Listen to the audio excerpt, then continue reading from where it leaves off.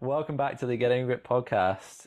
We've been a bit all over the place this week, haven't we? We've been from Serbia, no, not Serbia, Bosnia. God, that's going to offend people straight away.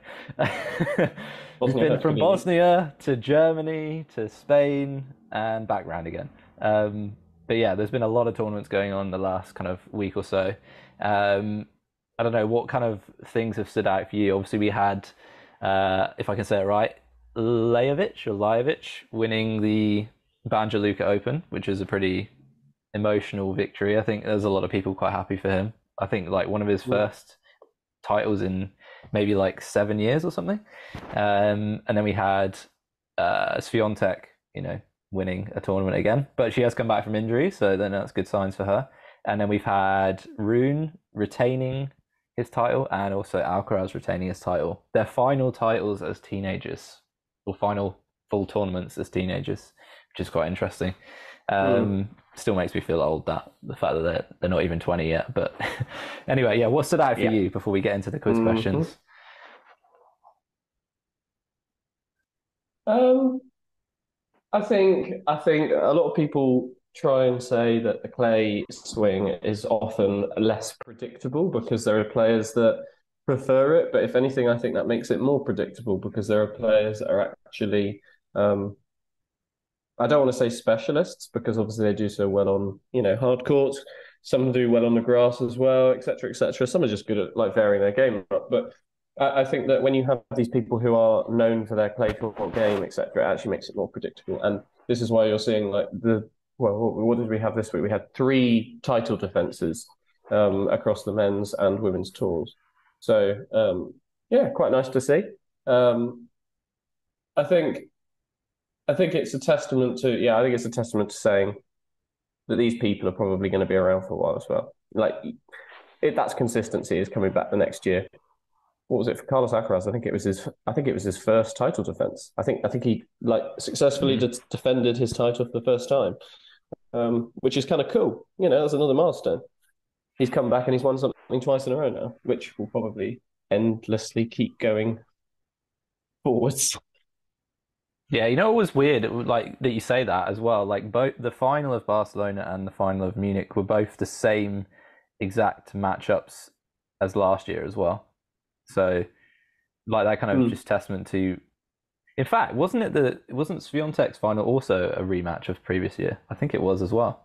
So there you go. Like it's kind of, I don't know, people. I Yes, think with clay court yes, it was. matches, you do get some sets where it might be like a 6-2 or something, because sometimes there can be a lot more breaks to Mhm. serve, and then someone can sort of run away with a set in that way compared to maybe like hard court or grass, where even if one player is clearly better than the other player, like they can still hold serve, somewhat comfortably, Mm. or for at least a few times in a set. Whereas in clay, that gets a bit more exposed.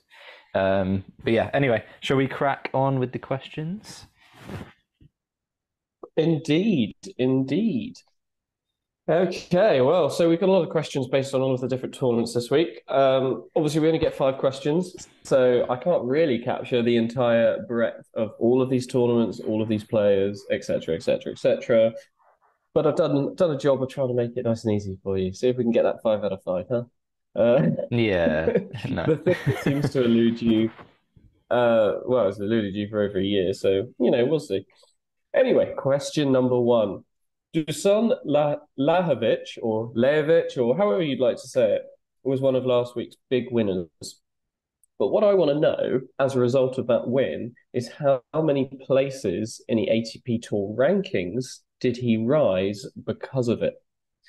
And your options are 5, 10, 20, or 30. Oh How wow. many places did Dusan Lajovic rise in the rankings? Well, I'm gonna say he was fairly lowly ranked, if you can call it that. I mean, he's still one of like the top probably 100 players in the world or something. But um, If you'd like, I don't think it ruins it. I can give you what he was ranked before the sure, move. that probably will help. 70. So he was number 70. Hmm. Okay. So he's still top 100. And it was a 250 event. So maybe it's not going to Jeez, be yeah. as big of a move as I might think. I mean, say 5 is probably too small. And 30, 30 seems pretty big. I will go with. I'm going to just be safe and go with one of the middle options. I will go with 10. Final answer. Sure. So Dusan Lajovic, as a result of winning this tournament, actually became the world number 40 player. So it means that he What? rose by 30 places in the ATP Tour rankings. He was the ATP Mover of the Week. They love these Mm, little sort of stats and stuff on their Instagram and whatnot, which is really nice to see. Obviously, gave me the inspiration for this question. I was thinking, oh, that's quite a jump. wow. The reason I put this question in here, obviously, that's a great jump. Career-wise, he's thinking, well, absolute winner, because that's going to make the difference between being in the main draw of certain tournaments and being qualified in certain tournaments. So, Mm. obviously that sort of thing makes a massive difference. So even winning a 250 event can make a massive, massive difference to how your career unfolds for that next year. So obviously great for him, great for prospects. But what I also want to highlight here is we've got a lot of players now at the top who are sharing points out amongst the top sort of 10, 20. They're all taking tournaments, etc. No one's necessarily consistently winning, straight. Alcaraz is perhaps a little young for that now. He's starting to show that Mm. potential. Holger Rune, I don't know, I don't know if that's on the cards for him, for example. But it could be. Obviously, he's a great player. You've got the likes of Rublev and Medvedev. They seem to have really, really hot streaks, but then they sort of go away a little bit, especially when the courts change through the season.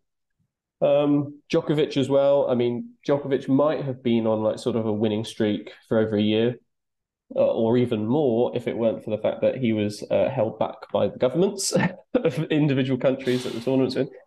So you've got a lot of these points all being shared out. The majority of the points are all shared out at the top of the rankings.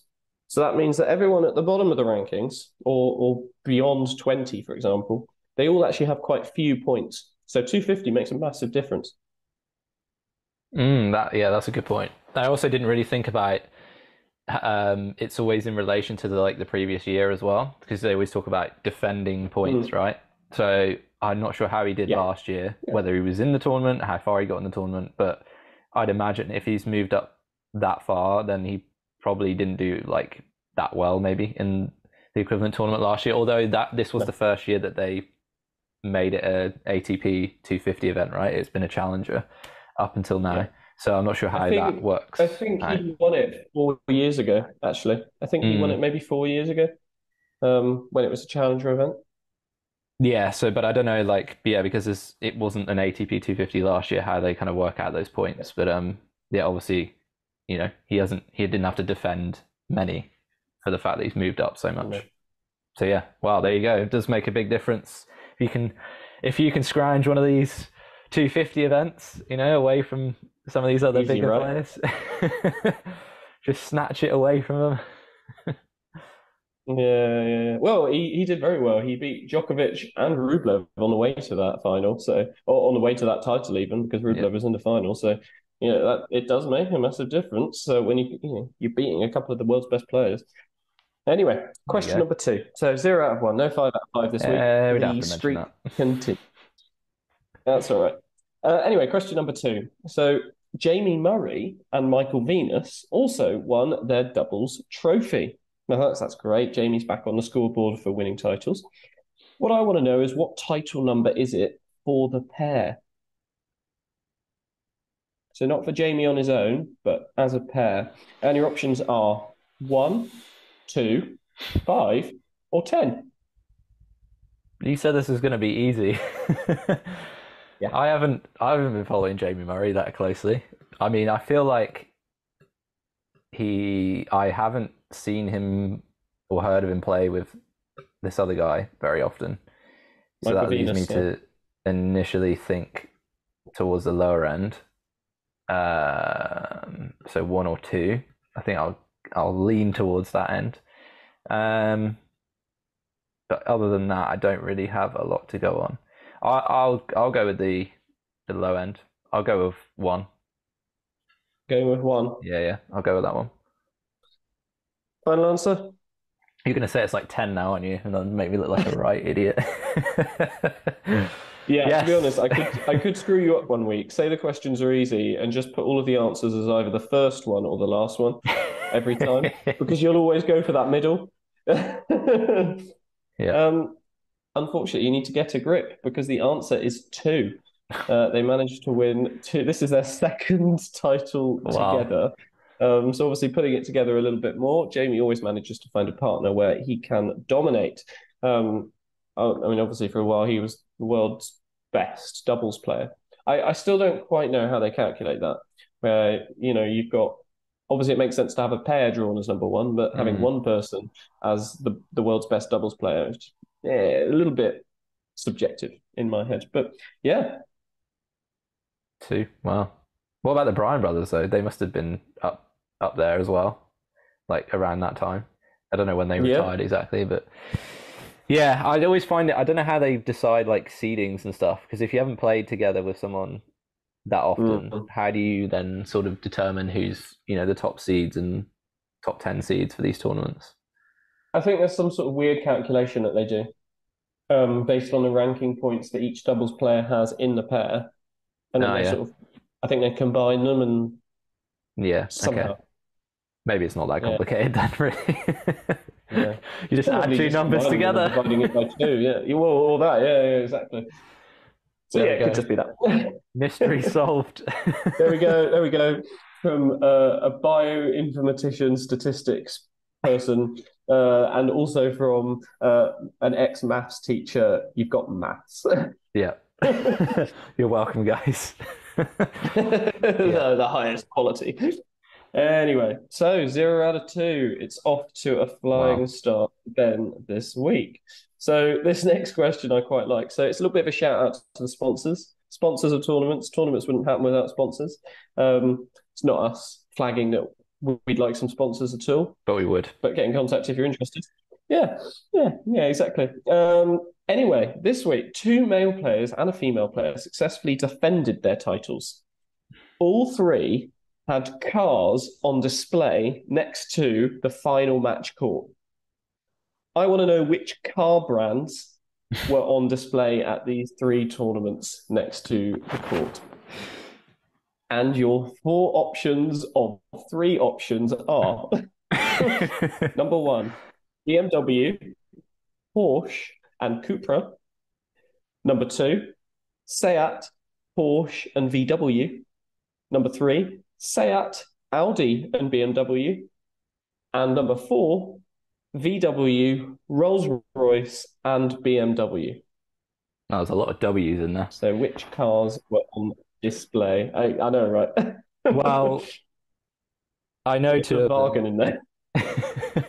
I know two of them, and they only appeared in one option, so I think I'm going to go with that option. So I know that the Stuttgart one was Porsche because there were literally three Porsche cars at the back of the court on view the whole time. It was like in a car garage.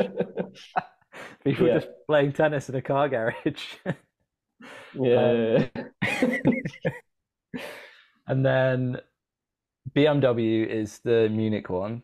It was a bit of it's a weird way Yeah. they sort of like the title of that tournament. I feel like they changed it to like the BMW Open presented by something, which is confusing. So there's like two sponsors in the actual tournament name, which is I didn't even know that was a Yeah. possible thing. Yeah, But yeah. anyway, It's the BMW Open.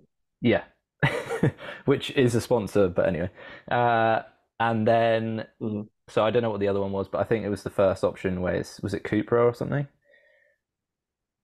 Yeah. Yeah, so I'll go with the first option. Hopefully, I haven't made it Going with the first option. myself.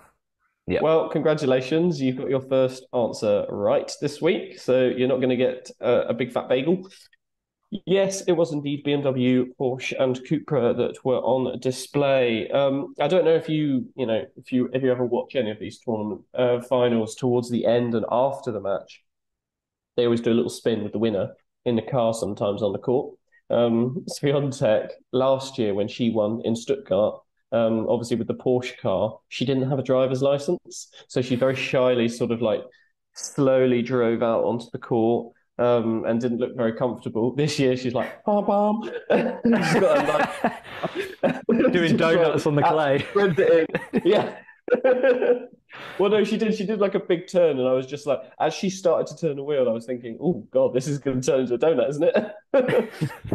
the ball kids all standing there, looking a little bit nervous, and everyone just gets covered in clay. Yes, yeah, as it shreds through the wheels. Yeah,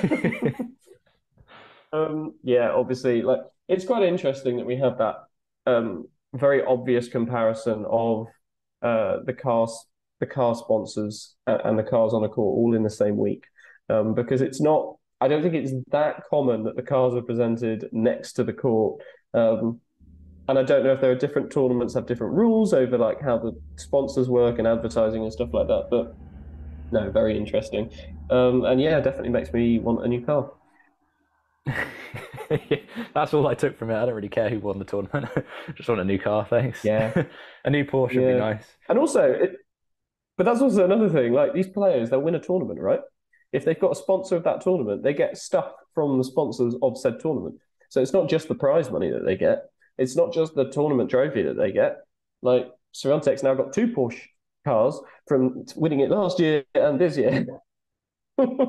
Ridiculous. But actually, on that point, I do quite like the idea of having like traditions with like winning different tournaments because I know in Barcelona, Alcaraz, they do that thing where they jump in the pool, Yeah. right, with the ball The kids. pool thing. Like that, Yeah. that's pretty cool. Like I don't know, just having some kind of different kind of ritual when you win it and involving like people who are involved in the tournament, like ball kids and stuff. I think that's like quite a good route to go down for whatever tournament you are. It's just another way of I don't know being unique or whatever, and I don't know marketing yourself if you want to be Yeah. kind of shallow about it. But yeah, no, that's good. Yeah, a new Porsche would be nice, but maybe in the future, in like 20 years.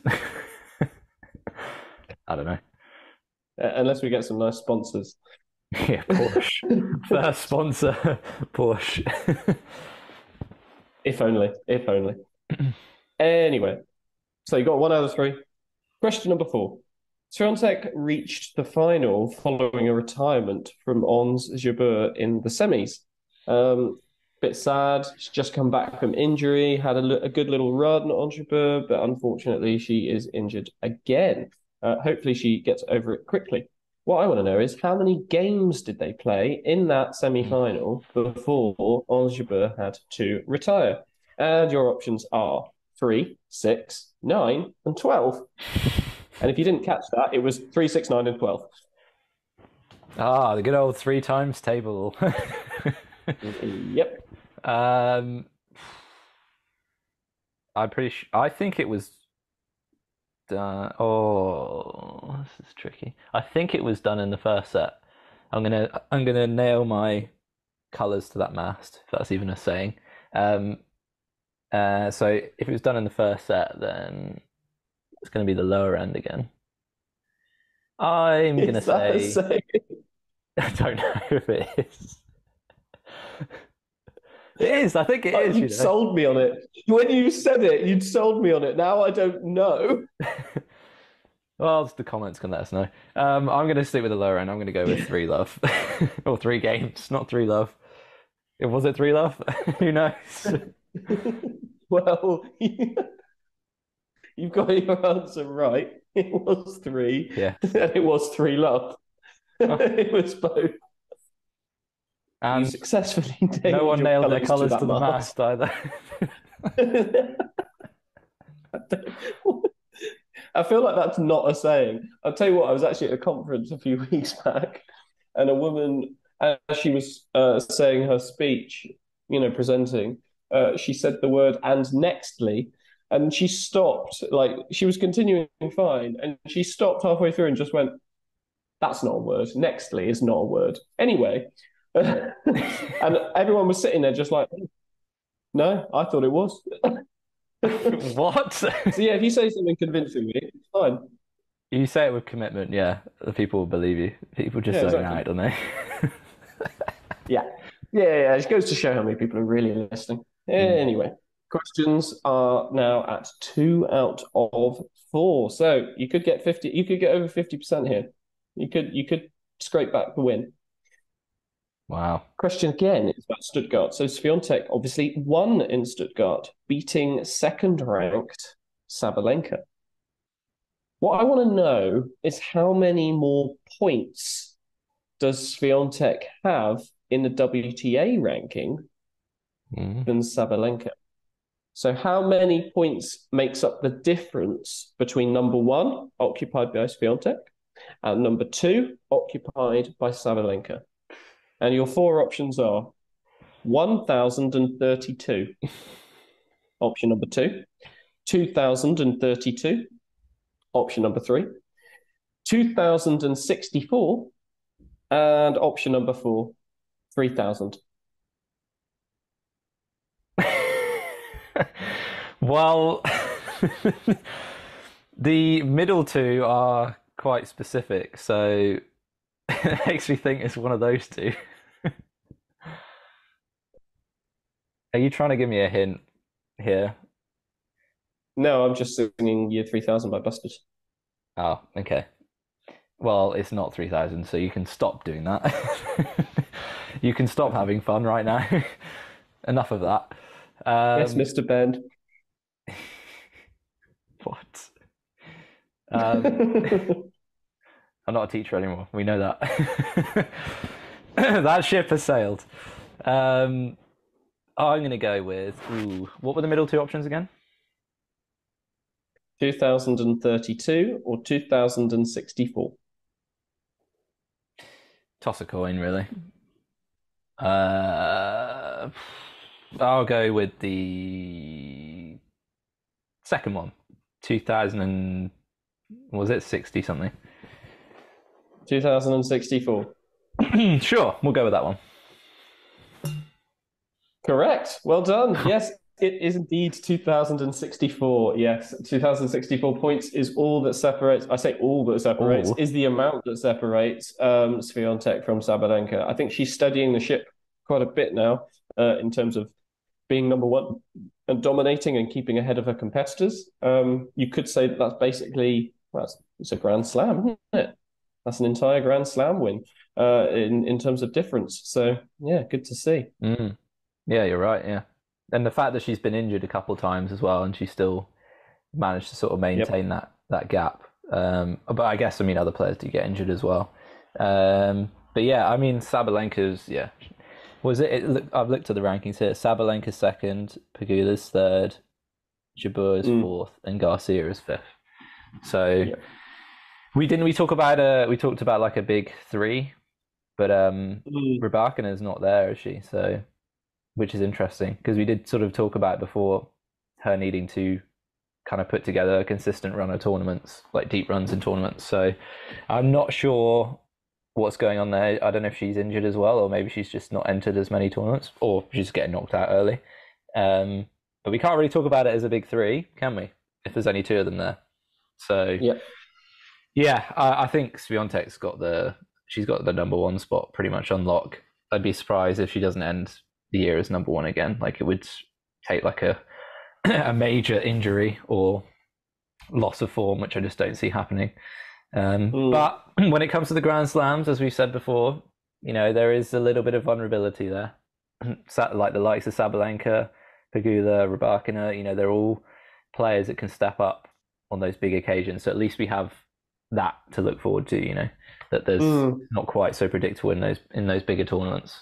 But maybe week to week we could see, a bit more consistency from some of them. Yeah, I think that's exactly it. I think in terms of points, there's a clear leader, clear winner. There's only really one leading player. And with the others, a lot of the points are being shared out. There's injuries, there's losses of form for times, etc. I think Pegula's a little bit at risk of that sometimes. Like she turns up and plays some incredible matches, but run of form is something that doesn't quite manage to stick with her. This is exactly it. If they become more consistent, then you can start describing this big three. But it's not. It's not a big three, not yet. Especially when you're talking about Rebecca and yeah, Yeah, I think it's just a testament to mentality, isn't it? More than anything else, like just week after week being able to deliver. I know deliver that focus and that game style and execute on it.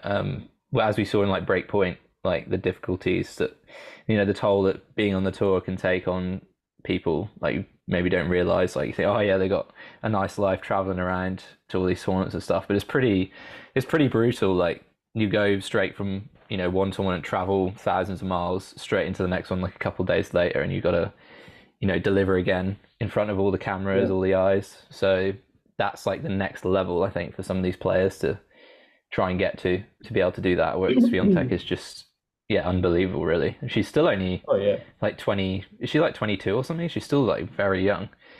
Yeah, I think which is 22. Just incredible, really. And I guess we're seeing some of that on the men's side as well with like Alcaraz, some of these younger players, Sinner, although he could still go a little bit further, but at such a young age, being able to back it up week after week. Again, something we saw with like the big four guys when they were younger, right? Like Federer, well, Nadal, obviously, when he was like 18 or 19, he was just he was there in like every tournament straight away. Federer maybe around 20, 21. Djokovic when he was like around 20 as well. Murray, even though he didn't win the Grand Slams at that very early age, like he was already backing up week by week. Yeah. So I think sometimes it takes that before you then step up to winning a Grand Slam. Other times it can just be like Rybakina did, where you catapulted straight up to winning a Grand Slam, maybe like Raducanu as well. And then you got to work out, okay, how do I find a level close to this, like consistently? Yeah. So there's kind of different ways to go about it, I suppose. But yeah, there we go. I've actually scraped 3. I'll take that. That's a solid week for me, if not a bad one for you. But yeah, let us know. I don't know, any standout points for you guys during the last few tournaments. What traditions should be introduced, do you think, in some of these tournaments? Is there little quirky things that they could do you think that'll make it a little bit more exciting?